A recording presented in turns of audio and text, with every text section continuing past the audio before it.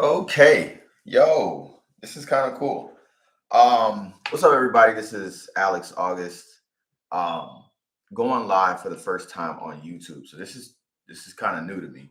But this is definitely kind of cool. I feel like this works in a similar way of what like I don't know, like a Twitch stream would look like. So I kind of like this. I kind of like it a lot. Kind of like it a lot. So first things first, man. Thank y'all for joining. This is going to be what's called 150 pointers for content creation. And the idea behind doing this live stream was really give me 1 second. Let me actually drop this desk down a little bit because I'm kind of actually let's raise it up a little bit. But yeah, so I've been obviously looking to do one of these for a little while now, but just wanted to kind of get everybody accustomed to the idea that I'm moving off of Instagram for live streams. It's not entirely like my favorite. I think it's actually one of the harder. I think it's one of the harder platforms to go live on when you really think about it. It's one of those things that it like requires your undivided attention. You got to be all in if you're watching somebody's stream, and just a bunch of other stuff like that. But I will be honest, since this is my first time going live on Instagram, um, I will be or live on YouTube. I will be going live on Instagram as well. Feel like people need familiarity. So give me 1 second here. I'm gonna set up a quick camera just so I can get everybody in. But this is dope, man. So I'll give a quick little intro for this video. The idea behind this, and my bad, y'all. My fire alarm battery needs a new battery. So it's a couple of things going on over here. Um, but yeah, so I've been in this game for a little bit now, creating content, the whole 9 yards and all of that. And so my idea has always been that um, you know, it should always get better. It should always improve in just different ways. So um, I had not done a lot of thought around like creating content for other people or creating content for clients per se. But lo and behold, here we are where the opportunity is kind of coming across the horizon. And I want to make sure that I'm ready for that. But I also think it's kind of dope if I'm able to just kind of be an instructor of sorts, and kind of share some of my best practices, share some of my knowledge of content creation and the whole nine. So let me get situated with Instagram real quick, because people don't be wanting to move over. Oh, can you zoom in on a live? Can you zoom in? You can most certainly zoom in on a live. I love that. I didn't know that. All right, a couple of hiccups here. So I figured if I stand like this, I can get both. All right. So let me just get everything set up and situated, the whole nine, all that kind of stuff, man. I wish that there was a way to share my screen, which there is, but for the most part, I'm just gonna kind of just be blazing through some of these topics, right? 150 pointers. Who knew that there was that much, right? So give me 1 second.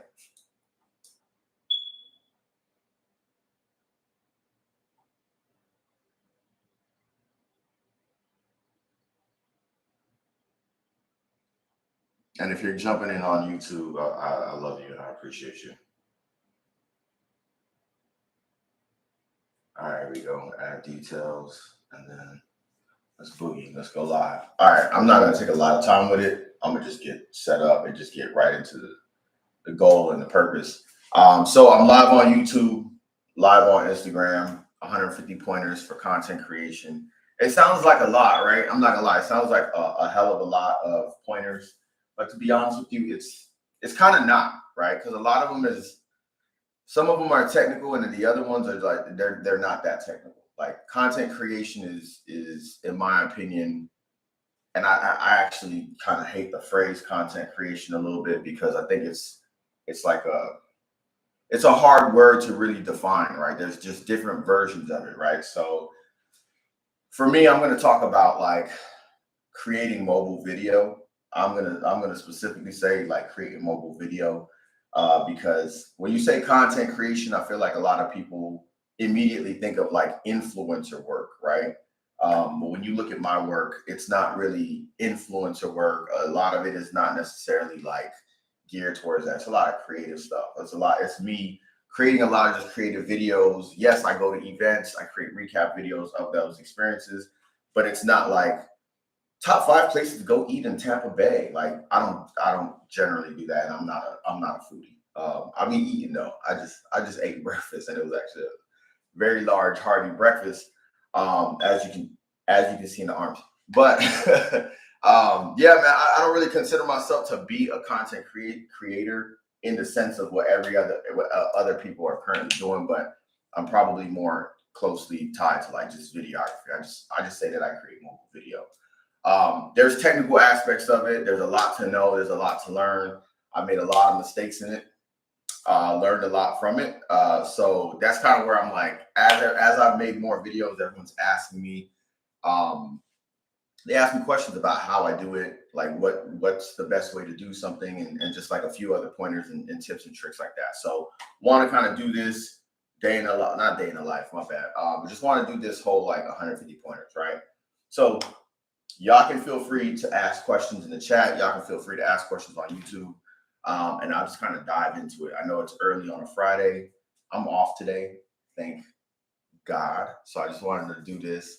One part of me was actually thinking about not doing it and just kind of canceling it because it's a day off. I can go outside, chill, vibe. But I wanna stay on schedule with everything that I have going into stuff. So let's boogie. Let's go into it. So the number one tip that I would tell someone who is wanting to get started in content creation, doing mobile video, anything of the sort. Number one, first and foremost, create a brand package. Create a brand package. You talk to a lot of people, they're going to say that they need or they require something that's like consistent in their visuals. Create everything from like fonts, consistent colors, consistent style. Try to shoot as best as you can. Try to shoot in the same kind of style that kind of creates like your brand identity. I would stay consistent with even the voice that you shoot in, which voice not necessarily meaning like your audio voice, but just like the tone and pacing of your videos. But it starts with like your brand package. Canva has the brand hub, which you can go in there if you pay for the $12.99 a month subscription. You get a chance to create like a little brand portfolio, everything from your fonts to your colors, primary, secondary, tertiary. A lot of people don't know that's what the third color is called, right? It's not the third color, it's tertiary. But yeah, you can create all of that, create all of your heading fonts, your subheading fonts, and just get familiar with fonts to use so that you can have the same font across everything and basically just ride out with that, right? So if you look at my videos, one of the first things that I thought about when I was planning videos was like, I want the Marvel World always at the end of the video, and I want it to be in a really, really cool font that looks good stacked up together because I didn't want Marvel World written on one line anymore. So using Canva, just go in there, boom, boom, boom, create your brand package. And that way, as you're creating flyers, whatever you create in Canva, you can just click Brand Hub and you can change all of it to your brand colors. You get the code for it. You get the font names. Like, to me, that's just crucial. You need that. You absolutely need that across whatever it is that you're doing. And it helps with just consistency of the look and feel and vibe of your videos. So I've actually given a little bit of 2 hints right there, but that's like two plugs, right? 1, create a brand package for yourself, and then 2, I recommend using Canva. If you're not using Canva, hopefully you're using like Adobe Color or one of the Adobe alternatives. But those can be a little technical, so I would probably say not to. Tip number 2, this I learned the hard way. Put everything in the cloud. Put everything in the cloud, yo. Put everything in the cloud. Whether it's iCloud and you pay for the package where you get the terabyte, the 2 terabytes. I use Google Drive personally. I would highly recommend it because you get 15 gigs on the free version versus 5 on iCloud. But I would, when I tell you back up everything you ever create, I'm telling you back up everything you ever create. I'll tell you a little story.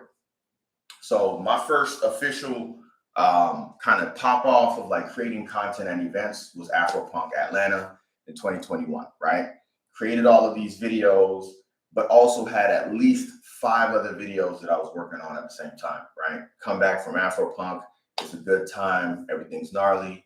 I'm like vibing, going out. I get in an Uber, and as I'm getting out of the Uber, my glasses start falling, right? This sounds like it sounds made up, but my glasses start falling, and then my phone starts falling. And so there's like an instinctual, like, which one do I go for first, right? My thought process when my instincts when my phone falls is to always put your foot out so your foot breaks the fall. But I was also now tripping, right? So 3 things are happening really, really bad. I catch the glasses, the phone hit the ground, and it shatters. Phone had a case on it and everything. Phone shatters, right? At first, it was just like a line, and then the line started bleeding the LED. And you already know how that goes, right? Your phone goes from being able to see and then black. So every single creation that I had made on my phone prior to 2021 had been officially gone. You can back up your apps, you can back up all of that kind of stuff. However, there were projects that were in flight, there were projects that were in progress, and all of that was gone, right? Ever since then, literally, as soon as I create a video in InShot, CapCut, whatever, like my phone is programmed to take those videos and immediately send it to the cloud. Immediately. Like I don't wait, I don't pause, there's no hesitation. As soon as I create something in InShot, CapCut, or any of my creative apps on my phone, it immediately goes to the cloud. I think you can set up certain rules like that with iCloud. I'm not entirely familiar, so if you do know, or if you have any idea of that, feel free to drop it in the chat here. But yeah, I recommend, like, I pay for Google's cloud. I have 2 terabytes of storage. I will do like a cleanup soon and maybe get rid of it because I'm getting close to a terabyte now. But I highly recommend that you rely on the cloud. The cloud is your friend. Like, don't be out here 128 gigabytes or 256 gigabytes on your phone. Honestly, like that used to be a lot, and now our phones can shoot in 4K, and I'll talk about this later. Our phones can shoot in 4K, and 4K, we're going to talk about that when we get there. So, yeah. So, let me check real quick. Nothing. Okay. Tip number 3, and I'm going to move very, very fast at some point, by the way. Tip number 3, Canva is great for videos. I used to hate the idea of doing videos in Canva because obviously you have to upload it. Videos are long and heavy and all that kind of stuff. But of all apps, yo, I'm not gonna lie to you, Canva has the greatest commitment to keeping the quality of your videos. Like, there's not a lot of converting that has to go on or processing. So like, whatever quality you shot in, Canva is going to hold it. And also Canva is great for overlaying text on videos. I think that's my favorite part about Canva. Like I'm nitpicky when it comes to like the edges of font on videos. Canva is absolutely amazing for that, yo. It's super high quality. Not going to harbor on that. Using Canva over CapCut. Am I using Canva over CapCut? Ooh, yes. Yes, I am. I'm going to tell you why. I love CapCut because it is easy, but I also hate CapCut because everything is out of the box, right? Everything is like, everything is templates for you already set up. And so if I want to create how everyone else is creating, yes, I use CapCut. And I like CapCut's transitions because they are absolutely beautiful. So what I sometimes do, and this is probably, let's call this tip number 4, I actually will create a video in one app and then take it to the next app. So like CapCut, I love the transitions. Canva, I love the fonts. InShot, I love how like granular I can get and like how into the editing process I can get. So there are videos that I've done before where I create it in InShot, add font and overlays in Canva, and then take it to CapCut to actually jazzy it up with all the transitions and stuff, especially if I'm putting it on TikTok. So yeah, I'm 100%. I'm 100% like that. Good question though. I don't know. I like CapCut, but like there's a little part of me that's just like, some of those things are just, they're too noticeably TikTok.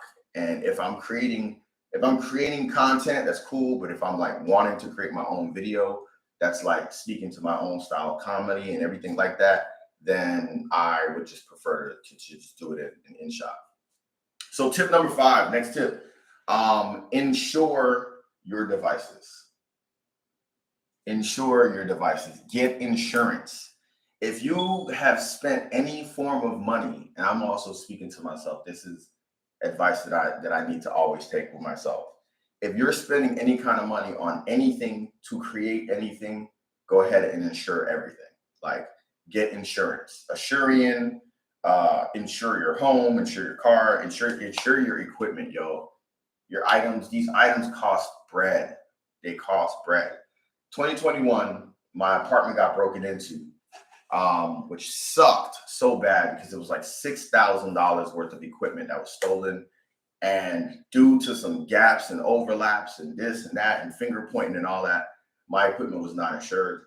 So my camera, my DJ equipment, it was so much stuff. Yes, dog, I cried. Like, I cried straight up. That was just too much equipment that I had bought over like the span of 6 years that I have lost, and I've only just now recently recouped it. So if you have equipment, your phone is equipment, insure it.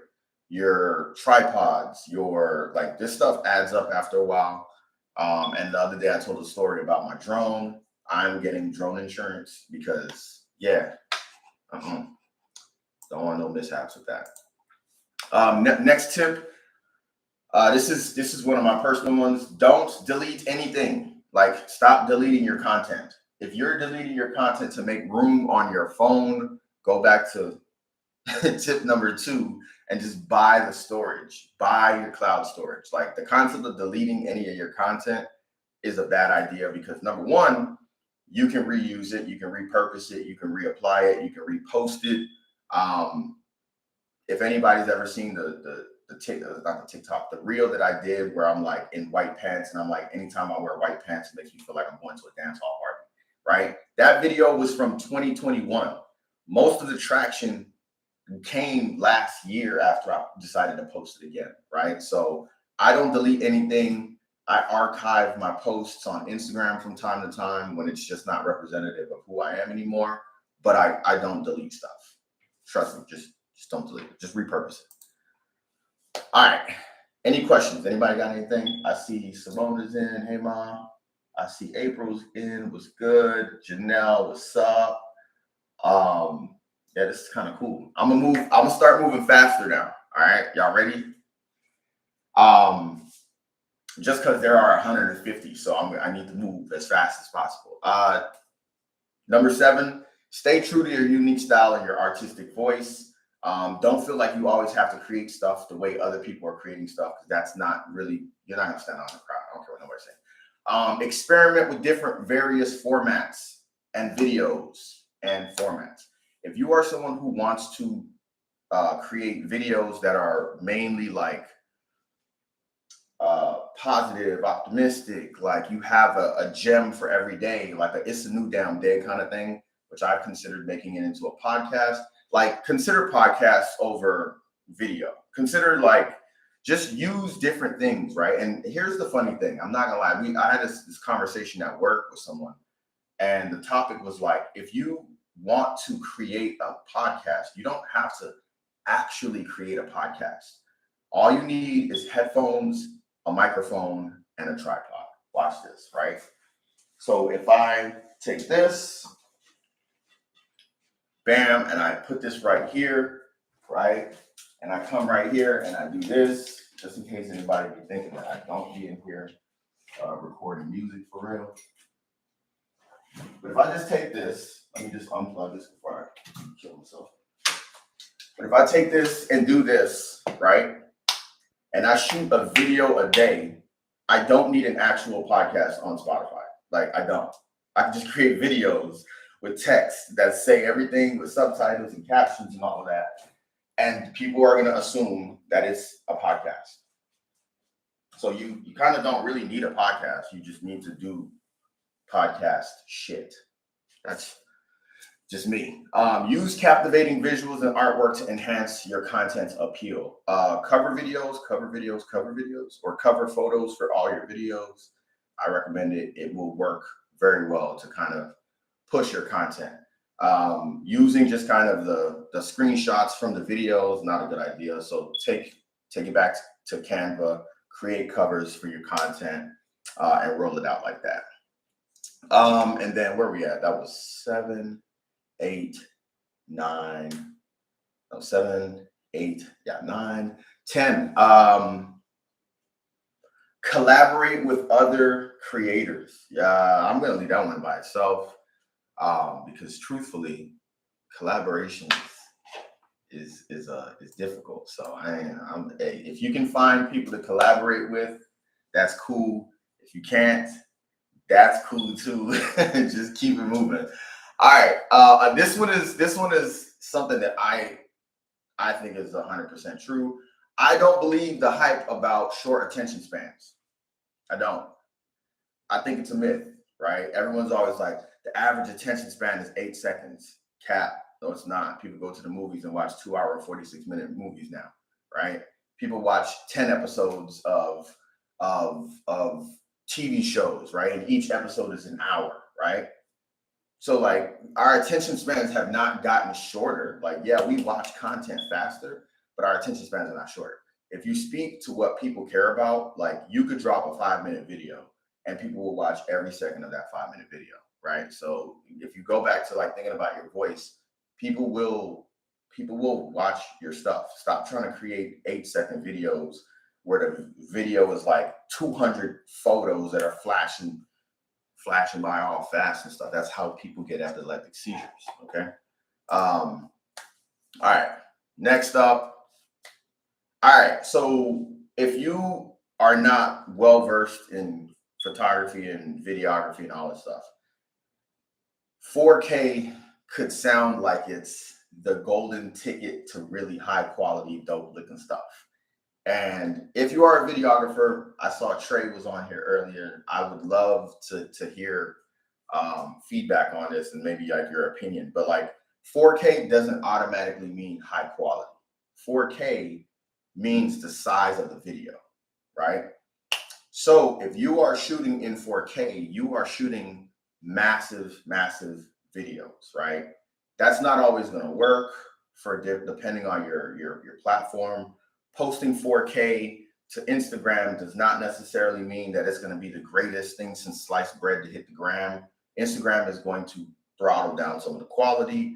And also, depending on how many videos you shoot in 4K, you're losing storage very, very quickly. 4K is literally the size of the video. So your average video is 1920 by 1080. I think 4K is something like, I don't know the specifics, but it's very, very large files, easily a gigabyte per video, depending on how long the video is. So you got to choose 4K very wisely. Again, it doesn't automatically mean high quality just because it's 4K. So be mindful of that. All right. So here's another one too. People ask me, I got this question recently about like, how do I plan what I'm going to be shooting? I use a calendar, dog. I use a content calendar religiously. I mess up a lot on it. I be forgetting to check it, but at least I'm planning out like, hey, on this day, I'm going to shoot a video like this. This day, I want to shoot a video like this. This day, I'm going to post this kind of content. This day, all that kind of stuff. Like on March 5th, which is 3/05, I released that whole Wu-Tang video, right? That was part of my content calendar. Now, granted, it was supposed to be better than that, but I had been moving and I was like, look, I just need to do a video where I do the split screen thing and then I'm Wu-Tanging in the video and whatever. Video dropped, it released, it got the traction that I wanted. I felt satisfied. I moved on. Next year on 3/05, guess what I'm going to do? Put it right back out, right? August 13th is coming up. That's 8/13, so it's Tampa Day. I'm gonna do something for Tampa Day as well. But like, you gotta have you can't just spray and pray, right? You give yourself the time in between to get some of that work done. No, that's just me. Use analytics to track performance. I sound like I'm at work. Use analytics. Just, yeah, use your analytics. Instagram's analytics are not the greatest thing in the world. They're actually pretty terribly basic. So like if you want to be a performance person looking at your insights and stuff, by all means. I stopped looking at that shit a long time ago just because I think it's kind of crap. Don't take your work too seriously too. Post your bloopers. I post bloopers. I post bloopers specifically if my video just absolutely tanks. Because this, I mean, I try not to take it too seriously. All right. There's another app that I highly recommend y'all use if you have or if you haven't already, which is Pixlr. It's Pixlr. Pixlr is actually pretty dope and one of my favorite. Why is all my photos missing? One of my favorite features on this, I'm looking at all of the slides, but the slides are also going to be my Instagram posts. So y'all will see all of these really. But one of my favorite features in Pixlr is double exposure. So before I officially took on like the stars and roses concept, I used to post a lot of like Alex and space content. And so what Pixlr allows you to do is you take one photo, double expose it with another, and you basically have yourself twice in a photo or whatever it is. So I would download space and stars, and then I would take photos against black backdrops and then just do double exposure, and voila, you have Alex in space. One of my favorites. If you're using InShot, it's going to be called Picture in Picture. I wish I could show y'all these. Like, it's a little harder to do. Maybe I didn't plan that out very well, but it's all right. Picture in Picture is pretty dope too. So anything that you've seen me do where there's two of me's, that's Picture in Picture. The second half of, or the last third part, the last act in the Perfectionist video, where it's like me and then there's people overlaid over me and like there's people in the background and the foreground. All of that is Picture in Picture. One of my favorite features to use in InShot. One of my favorites for videos, and then one of my favorites to do on Pixlr in double exposure for photos. All right. So this is a little bit where we're going to start getting a very, very technical. If you have, see, y'all are on your phones. If you're on YouTube, I do see I got people on YouTube. If you're on YouTube, just open up your phone real quick. And as you're like playing around with it, focus on white balance, right? Whenever I'm creating content, I don't actually worry too much about lighting because lighting doesn't play as much of a, lighting is important, but lighting is like either you have good lighting or you have bad lighting. But like you can have great lighting and your photo not, or your video not come out how you want. So my focus is usually on the white balance. I love a little bit more in the blue side, and white balance being, you know, your warmth or cool, right? I prefer to shoot in cool because it kind of adds like a blue hue to the whole video. And personally, black skin, at least on my Android Pixel, black skin looks great in the cooler hue because it's just a little bit more deeper, rich. I saw this video the other day where someone was basically like brown skin is basically just a dark orange. So when you kind of increase the warmth on a photo or on a video, in my opinion, sometimes we start to look just very orange, and I don't be liking that. Hold on. There was something that I wanted to. All right, lighting. Yo, this is the first drop, the gem that I'm going to drop for lighting. I'm going to be sharing the links for these, but these bad boys are great. Really, really good lighting tools that I just copped off of Amazon like a month ago. And you can see right there, boom. They come in, I think they come in a pack of 2 or a cop 2. But these are great. They're both lights, right? So I can create lighting right here in the crib if I needed to. These are bright right now, but I could kind of turn it down a little bit. You can see that it's getting dim, right? You can change the color, and then they also have just different features. So we can go here. Right, yo, it's just a lot of different features. And my favorite part about them, they're magnetic. So if you have any kind of a background, or if you have any, they're magnetic, and they have a hole for for adding them to tripods. So you can literally add this to a tripod, and now you have standing lights for good measure to kind of create really, really dope videos. These are called the Newer. The brand is Newer. You can get them on Amazon. I think they're like $22 each. Cop both of them. Show us how it lights you up now. So I'm actually not using lighting. This is natural lighting. My window's open and my lamp is on.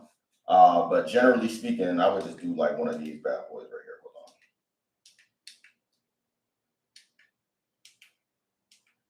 Hold on. Hold on, sorry. Yeah, so like you can do this, red, you can go through different colors. It has different settings, right? Super, super warm. So if you see here, if I was using this as lighting, I look extremely, like the yellow is just super yellow on my skin, which I don't really be wanting like that. If you go blue, it just looks almost like regular white light, right? If I bring it a little closer. So it just has different settings. It's magnetic. You can connect it to stuff. I can connect it to this tripod that I'm on right now. But it's really, really dope. And they carry good battery as well.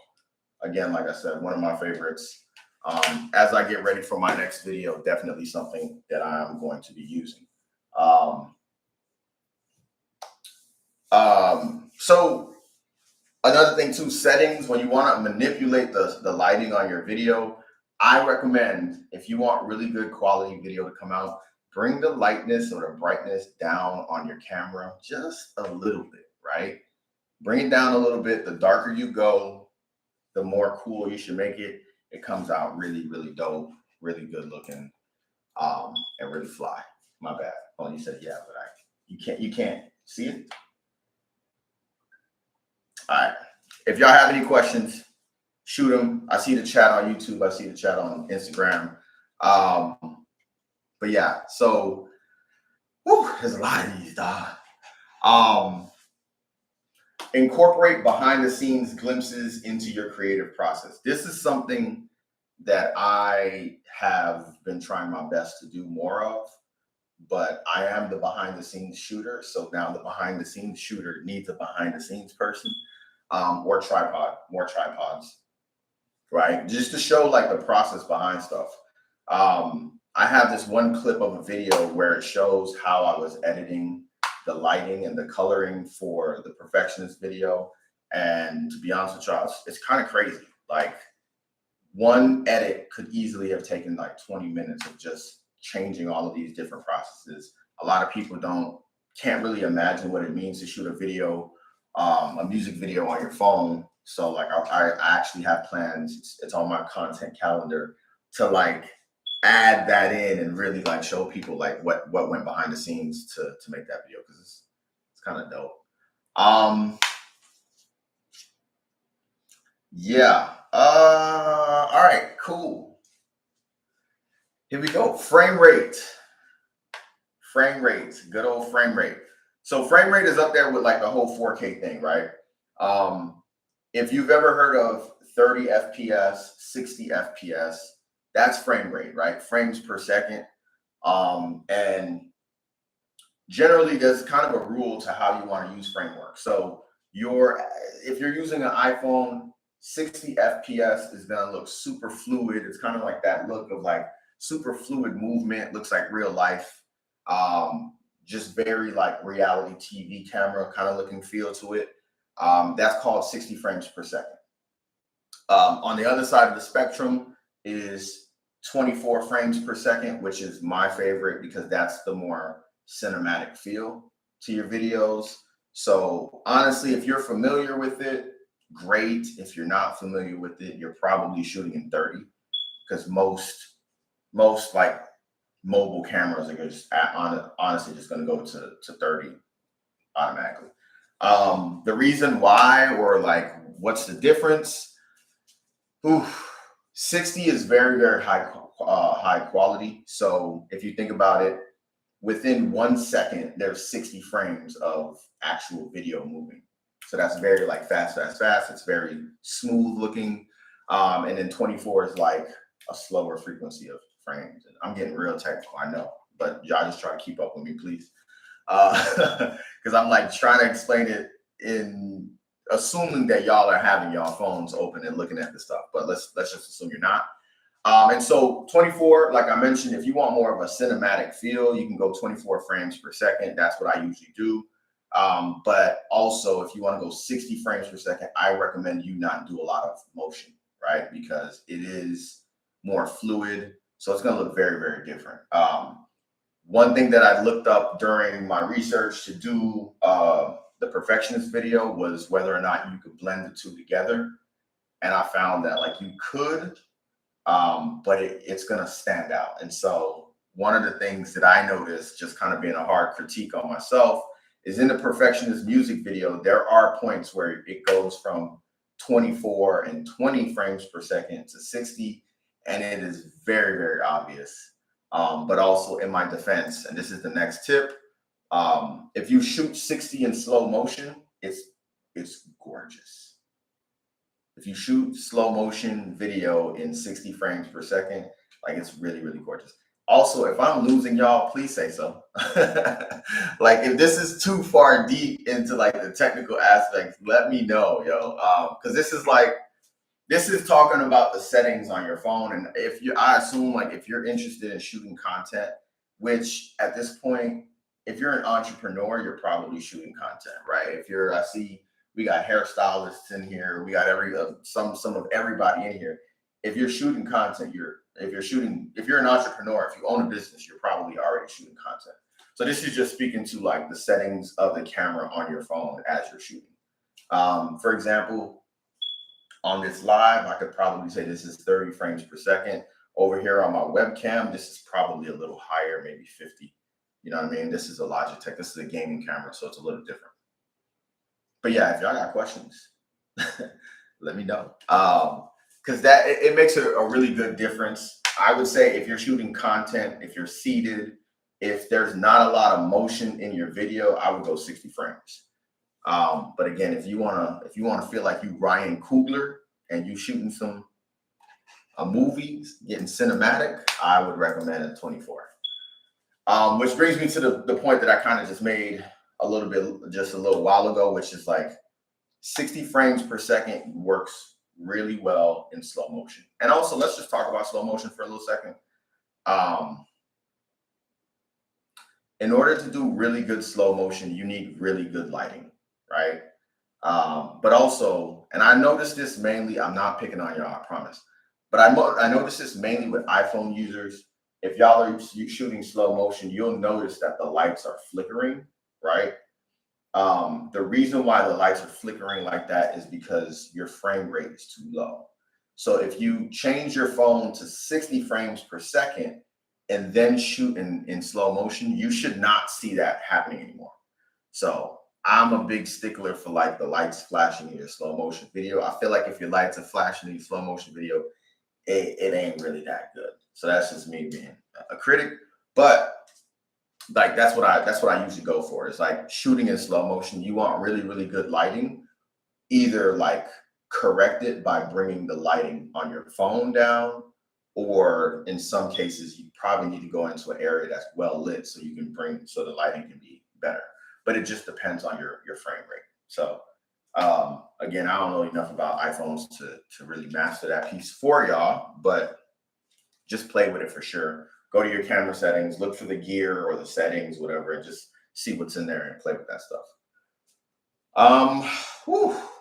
This is a lot. I think I lost track actually. Somewhere around I lost track of what number I'm on. But I'll just go down this list. Consistency, right, is the C word we probably all hate. Consistency is a mug. Where did I lose myself at? But yeah, consistency is kind of like, it's hard, man, because despite how consistent you might be in posting, you're probably not going to get the consistent traction you want. And I say like, just, pedal through it, right? Right now, my page is not getting any kind of traction. It's not getting any kind of love. I think my stories are getting like 24 views per day. But you just gotta post and just get through it. having a content calendar will help with the consistency piece, but also that's where I start to incorporate stories, right? Just take people on a story. Like, go use your stories to just move people through what you got going in a day and all that kind of stuff. I'm not a big like the day in the life kind of person because I just can't see myself waking up, setting my tripod up, and then going in bed to pretend like I'm waking up. Like, that's kind of annoying to me. So I would rather just wake up in the morning and be like, hey y'all, today on my story, it's gonna be a day in the life. I'm gonna just take y'all with me, you know? So that goes back to just using like different forms of content. Y'all don't laugh at that part about the waking up thing. So I've done it before, and it was I felt it was kind of depressing. I live alone, so it's just different. Let's see. I think tutorials, man. Tutorials are the best thing cooking when it comes to content. So if you are able to do tutorials, give valuable tips, I think that's one of the forms of content that is shared the most. Something that's like super revealing. By revealing, meaning like something that just breaks down information in a way that people are like, wow, I walked away with something. Always have a call to action, right? Having a call to action helps a lot. With engagement, people will comment, people will share. If you tell people to follow, they'll follow. If you tell people to share, they'll share. If you tell people to like, they'll like. If whatever your call to action is, like when people watch your video and they see it, they will take that action if they're interested, right? Let's assume 10% of people are probably interested in your content, everyone that's going to see it in terms of strangers. So it's just a matter of like, who are you targeting? Which goes to the next part, which is like audience. Like, don't spray and pray. My content is for my followers. I don't do a lot of content that's like, hey, like I'm looking for new followers. I don't do a lot of like brand awareness stuff. It's more of like, hey, you already follow me, and now I'm trying to take you from being a follower to a subscriber to a customer. So you'll notice that in a lot of my videos, I'm not speaking to people as if like I'm a brand new face or a brand new figure. I'm usually speaking like you already know who Auguste is, because my audience is my followers. By the way, I'm like 5 followers away from 2,000. So if you don't follow me, or if you know what I mean, just share one of my posts and be like, follow this dude. He's dope. But yeah, storytelling. People love a good story. People love a good story. Use a minute of your time on video to just tell a story, and I promise you someone will relate, someone will love it, someone will feel it. That's usually how you get followers. It's kind of those human pieces of content. Polls are also good. Like, ask for feedback, which I know is, even I don't do this sometimes, but I think asking for feedback on your work is a good way to just get it seen, to get feedback, to get comments, to get likes, shares, posts, the whole nine. So yeah. Y'all feel free to ask a question at any point. Okay. Let me break there real quick for questions, because I realize I'm in here and I don't have a glass of water, so that's my fault. But so far, let's recap what we've gone so far. The big heavy points. We had create a brand package, right? Use fonts, colors, use Canva to create a brand package for yourself. Use that brand package across all of your apps.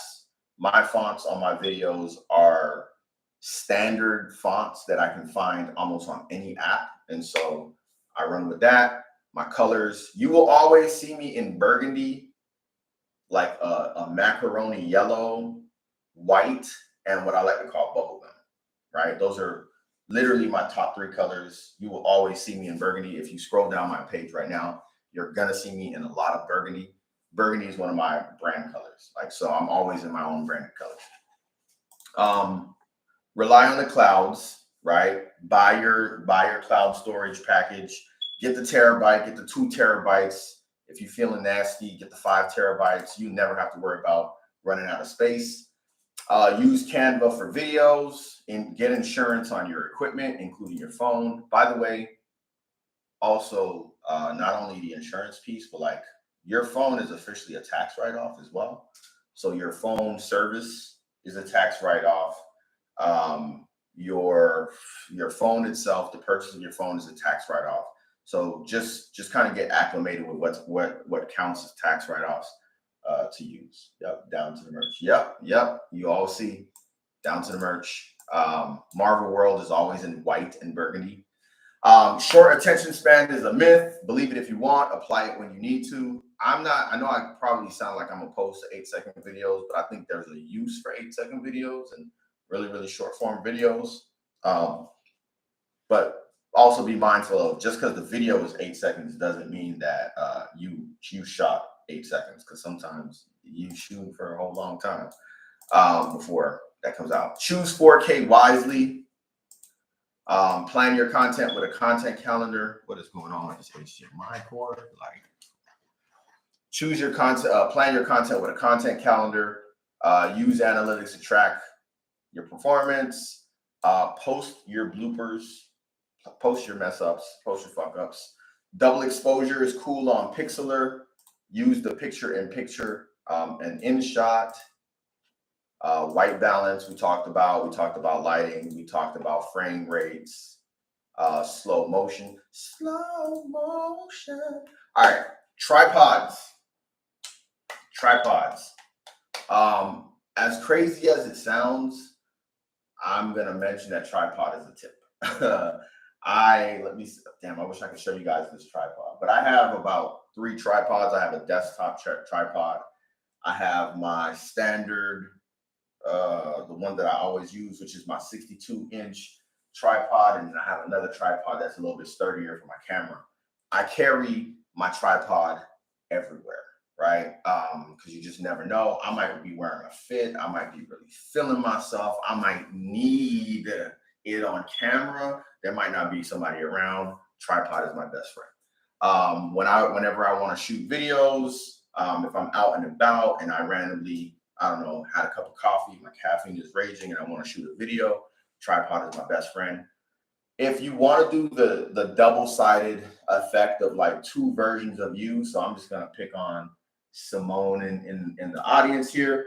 If you wanted to do like a time lapse versus a slow motion video of yourself, like in the shop doing hair, tripod is the best way to do it, because you can just keep the tripod in one spot, shoot what's in frame, and then basically you could use the picture-in-picture to create 2 versions of yourself, like in the same space, doing 2 different things or the same thing.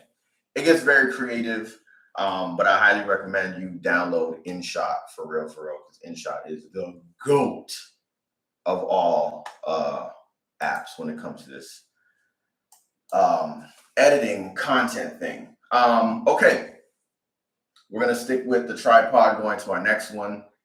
Now we're getting specific. I'm in shot mode now. As I always tell people, I shoot primarily and almost exclusively in shot, unless there's some specific stuff that I want from Canva or Pixlr or CapCut or whatever the other apps are. But I use InShot religiously. And one of my favorite features about InShot that I've recently discovered, and I've been talking to a lot of people about, is what's called keyframes, right?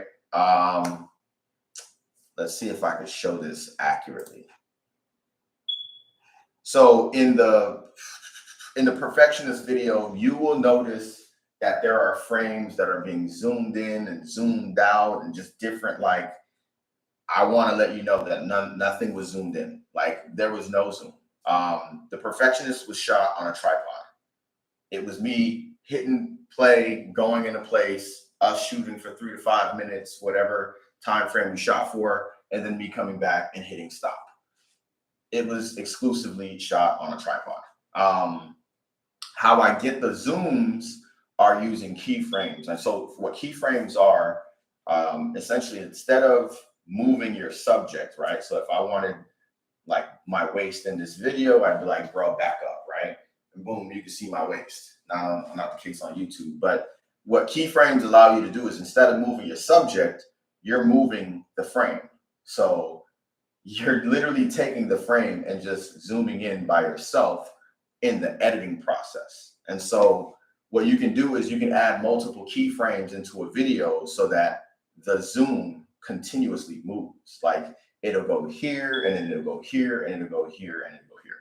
So let me see if I can do this accurately. I'm gonna just show like a quick demonstration of what it looks like. Grab this real quick. So this is one of the edits for the perfectionist. And you can see here that it's like, you see how it's moving? That was not zoom. Like those are keyframes. So it's actually added into the video, like during the editing retroactively again. And basically what I focus on and what I do with the keyframes is I always keep myself centered, eyes centered, right? Eye middle of the perfect little XY axis. I failed geometry, but I'm good at that, right? Just right in the middle, always centered, and then boom. And so what that looks like is as you're editing the video, you're basically just dropping these small little dots of keyframes. And for every dot that you drop, you're essentially changing like a different piece of it. So I'm gonna show it one more time. This is exclusively shot on a tripod that was probably 4 or 5 feet away from me. And I'm just changing it to just zoom in, zoom in. All right, zoom out, now zoom in and zoom out. So really cool stuff. That's kind of like the short version of it. That's like the abridged version of it. But when it comes to like the perfectionist video, it's all in there. Like it's all keyframes. So as I was editing the video, every single frame of the video, every single shot in that video had at least 2 or 3 keyframes. So that's why the video was shot in April and released in June, because your boy needed time to go through and do all of that. What's good? What's good, Lee? Doing some pro tips on the content creation. I hope you can relate. But yeah, man, the keyframes, real cool. It saves you a lot of like having to stop your video and go move your tripod. You can just shoot with the end in mind. And me, it doesn't matter if I'm like 40 feet away, I'm shooting continuously and I'm like, yeah, don't worry about it. I'll fix that in the edit. Which brings me to my next point, actually. Oh, hold on. I got another example of a keyframe, I think. Oh, this is actually the best example. Everything far too loud for keyframes. I would say, yeah, it's possible. Like the closer you are, the harder it kind of is. Because if you're too close, you can't zoom out. So let me just kind of show what keyframes looked like in the perfectionist video. And so the reason why we're so close to Janine, and I'm just speaking transparently, we didn't feel comfortable with like the blinking of the other girls. So I was like, there's no way that I can get rid of this entire shot. So I decided, you know what, it's better that I just focus on Janine. So this is a very, very wide shot. And what I just did was zoomed in on Janine, and every step she takes, I keep the keyframe with her centered in the middle. And you can just kind of see what that looks like. And so this is a keyframe slowly zooming in. That's a keyframe moving. And then the rest, that's a keyframe. Like all of this is just literally shot with everybody in the frame, completely in frame, and then just moving the zooms just based on where I wanted the keyframes to be at. So like that's a hack, y'all. That is a hack. I feel like I'm giving money away just telling that one, but I want everybody to shoot content. I want everybody to be dope at it. So I say like your distance probably should be where it just depends on what you're shooting. But I say for me, I usually shoot with a whole lot of space over my head and a whole lot of space on the sides, right? So this is going to be a little trippy, but I'm going to show y'all what I look like on YouTube right now. And this is kind of like a really good example of like how I would shoot. This is obviously landscape. But I would probably shoot like this, right? And then in the editing, just kind of bring it in a little closer. And that way also, depending on what I'm saying, let's say, for example, I'm saying something super heartfelt, right? Like I'm telling you the story about when I walked into my apartment, when I discovered that it was broken in. And the first thing that I made sure to go look for, I wanted to make sure that Mango was okay. So I came into the apartment and I saw Mango come out from the back of the couch. That's super heartfelt, right? So what I can do with the keyframe is I can slowly bring the keyframe into my face for a zoom in to make it feel impactful. You know what I mean? So now you're just taking just a regular video and you're adding the elements to it that kind of evoke more emotion, speak to more passion, kind of build up hype for the next scene and everything like that. If you go to my YouTube channel, I have a video called Breaking Down the Perfectionist. It's a 20-minute video. And the entire video, again, all keyframes in some of the zooms and some of the just different movements and the motions of the video. And so there's certain parts of the video where I wanted to emphasize like excitement, right? So the keyframes are moving a little faster. In fact, I'm actually just gonna do this real quick, zoom in a little bit because I want that Black Panther. I want that Black Panther in the frame, okay? But yeah, I wanted like certain feelings of excitement to be felt certain type of way. I wanted emotions felt a different type of way. So it's like zooming into the face, zooming down, and just constantly moving.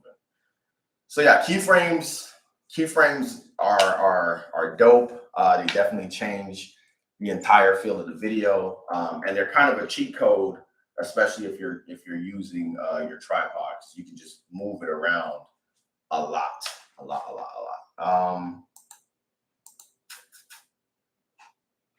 All right, editing. So we've talked about lighting, we've talked about slow motion, frames per second, super technical stuff. But I promise you, once you start playing with it, you're gonna overdo it, and then you're gonna dial it back because you're gonna be like, okay, I got it.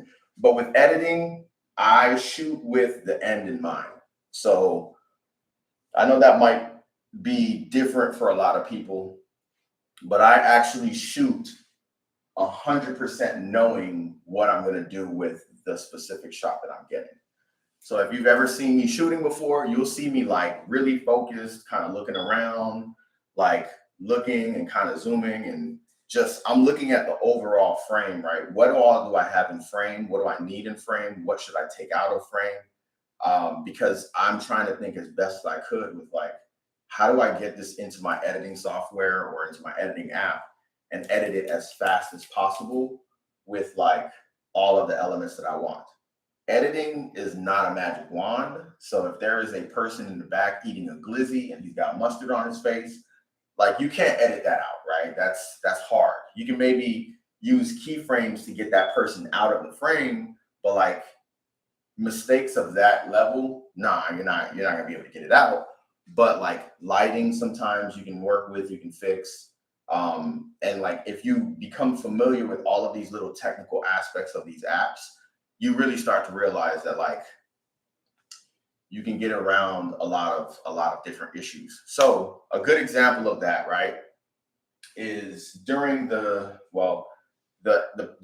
perfectionist video was shot on April 8th, 7th and 8th, a Friday and a Saturday. And everyone in the video had plans. Like we had movement. Someone was moving. Someone was going out of town. I was going out of town. Like the availability was literally those 2 days and those 2 days only. So we shot everything we could possibly shoot. Walked away with it feeling at first like I only had 2 sections of the video. I only had 2 verses. There's 3 total. And so the conflict was, okay, maybe I can shoot one last piece of video in early May before I go to San Diego and before I go to Europe. But that fell through. And I was like, all right, I got to figure out how to get this money by Friday, like the good old line. So I had to figure out like, all right, what am I going to do to kind of fill in this huge, like minute and 30-second gap in the video? And literally in this exact room, I grabbed my backdrop. I put up my backdrop. I was like, all right, I'm going to try my best to recreate what looks like a guy on a date with a young lady, and he's saying the words of a breakup. So the entire last part of the video for the perfectionist is done right here in this room. Your boy was shirtless. I was drinking wine. I was like, I got to get this video done.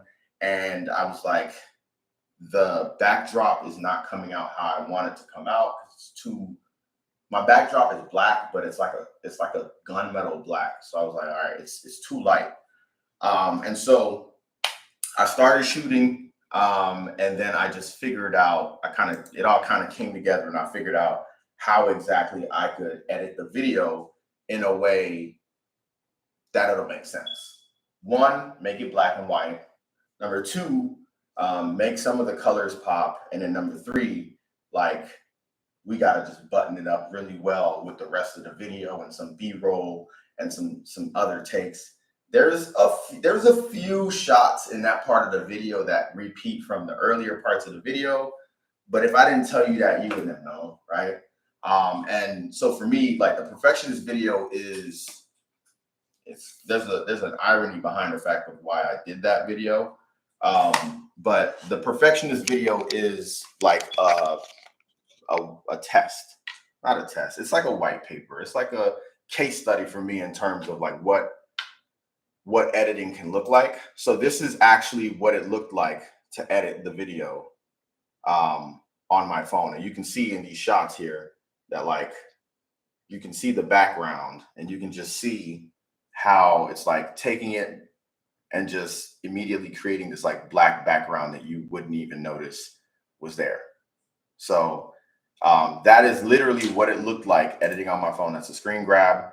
That took a total of 20 minutes, and you can see me just going through each and every slide, adjusting the color, adjusting the light, adjusting just every piece, and just manipulating as best as possible to create that like black background with the gold popping out, because that's from Sin City. I don't know if y'all have ever seen that movie before, but one of my favorite movies ever of like all time.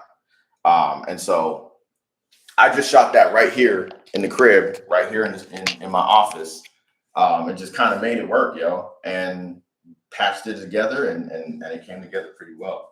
So that's a little bit of the story of the video in terms of how I had to make that part work.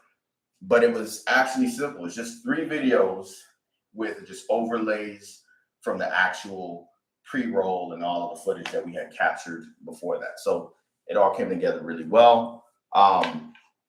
Some of it, like, I had in mind in the end, but generally speaking, like, I knew what I was shooting for, and I knew what theme I was shooting for in the video. So it helped. It helped a lot. Let me grab a chair real quick so I can sit. But yeah, which app do you use to edit? So I use InShot. InShot is in the App Store. It's in the Apple Store as well. It's in the App Store and the Google Market as well. It's super granular, so you can do a lot of editing with it.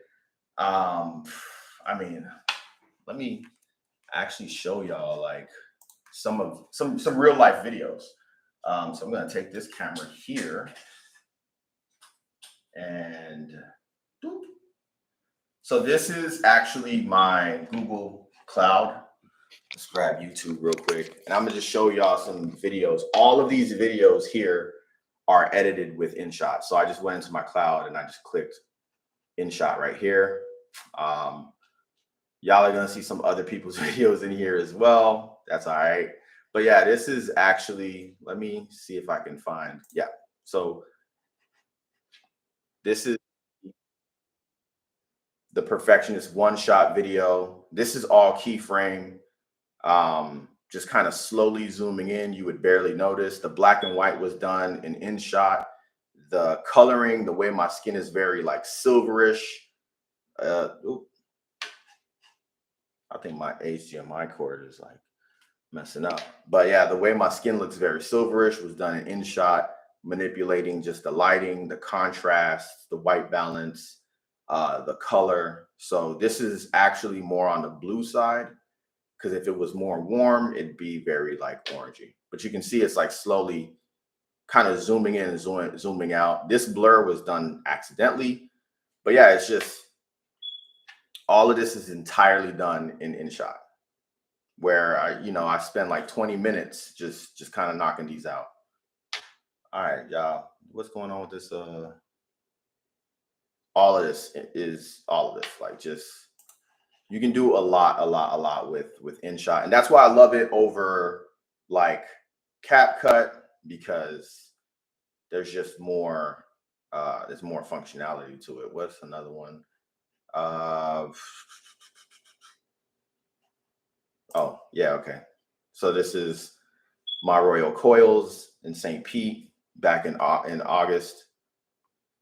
And one of the things that I also like about it too is I've always struggled with deciding, like, should I shoot landscape or should I shoot portrait? And what I've come to realize, y'all, is that it doesn't matter. Like with InShot, it genuinely doesn't matter which one you shoot, because there's a way to kind of do it where it all fits in and it makes sense. So if I go over to this video, which I have probably seen on my Instagram before, this is me shooting with my drone, right? So the drone shoots in landscape, which for me, I feel like it's always annoying. Okay, come on, this is getting ridiculous. I feel like it's always annoying when you have to decide, like, do you shoot in portrait or landscape, and then like posting it to Instagram is usually a headache. And so what I do within InShot, you can choose what size your quote unquote canvas is. And so you can shoot like long like this and then fill in each section of this long video with landscape videos. And so that's why I do this format of videos, because now I can use more of one video or more videos from one thing and kind of just overlay it consistently on top of each other. And it kind of creates this like cool adventure of all of these multiple scenes, just kind of taking you through all of that. So I kind of picked up on that and really just like capitalized on it. So I never really have to worry about landscape versus like portrait, if that makes any kind of sense.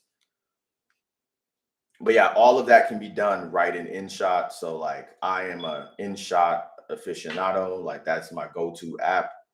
That's my go-to bread and butter. If I shoot a video, the first app I'm going to open up to shoot it, to edit it in, is going to be InShot. So, all right, my HDMI is giving me a little bit of a hard time. I actually don't know why.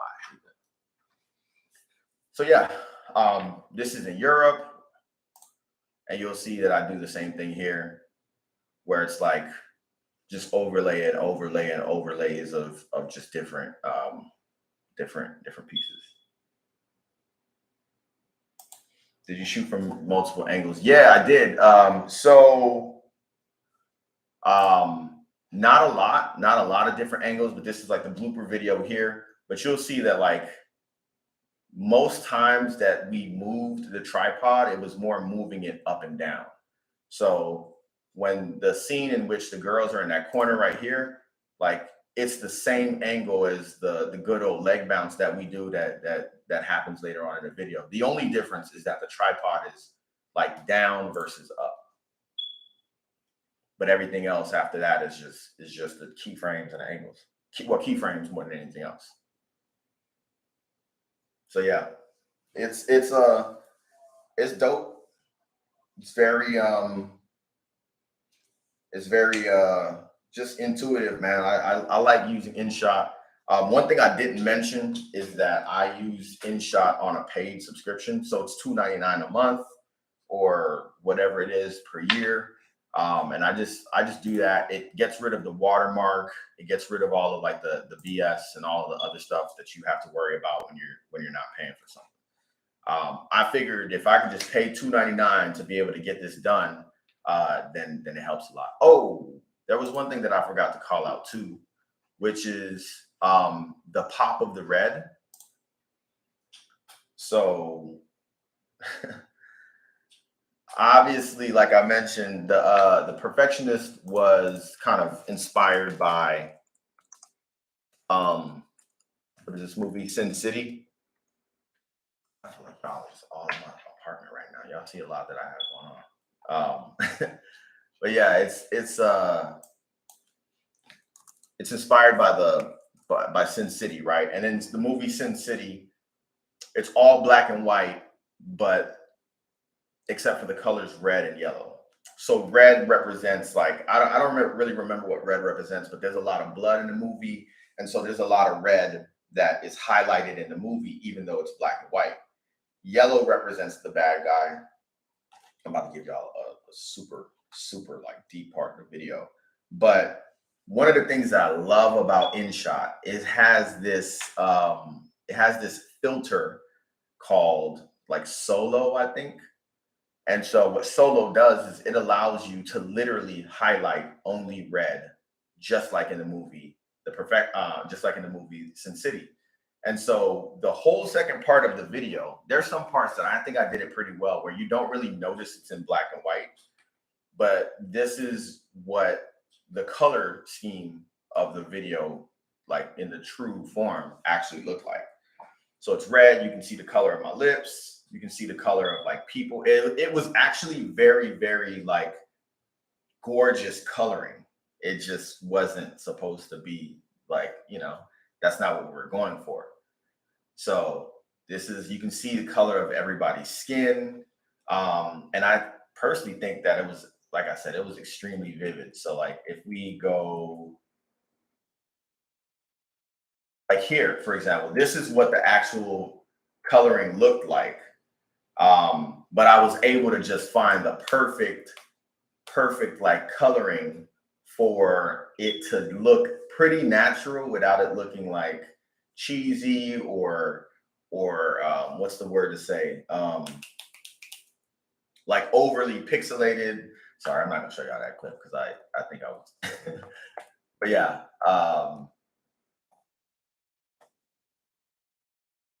Yeah, it's in full color. That whole second half of the video is in full color.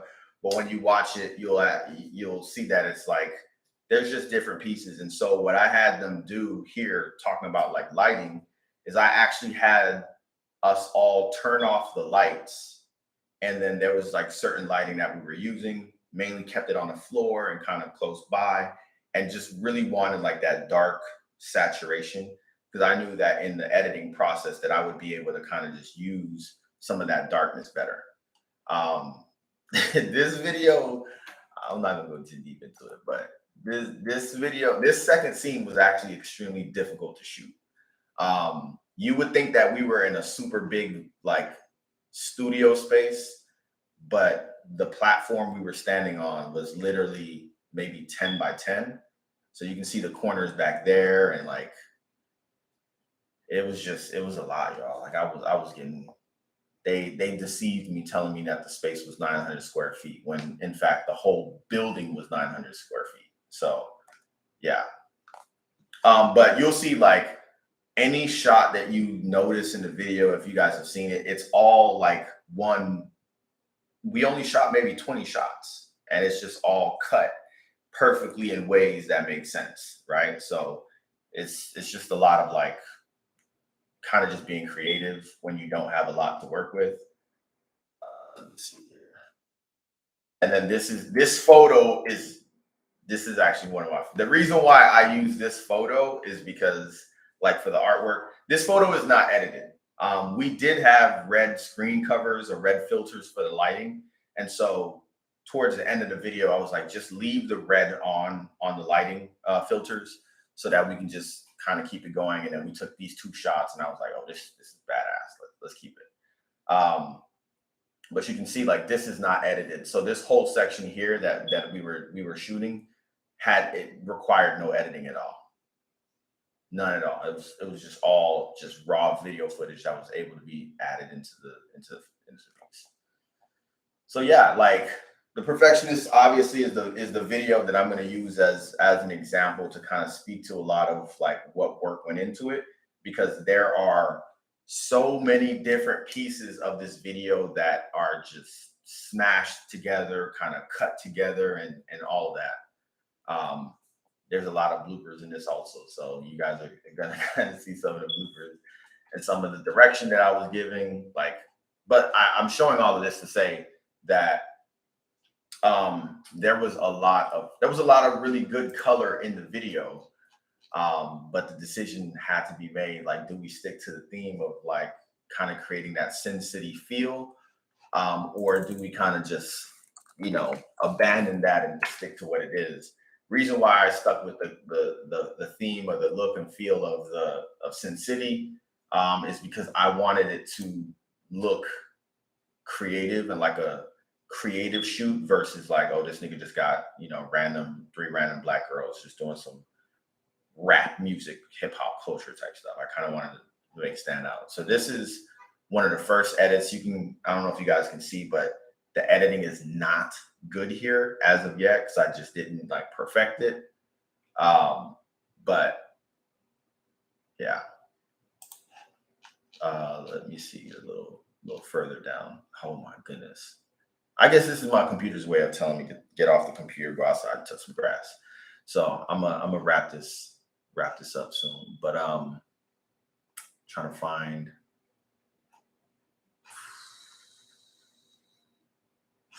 one. Yeah, I mean, let's use this. So this is like straight out of the video, and this is like the final looks. Yeah, my computer's like, go outside, bro. So yeah, any questions? I love the questions that y'all are asking.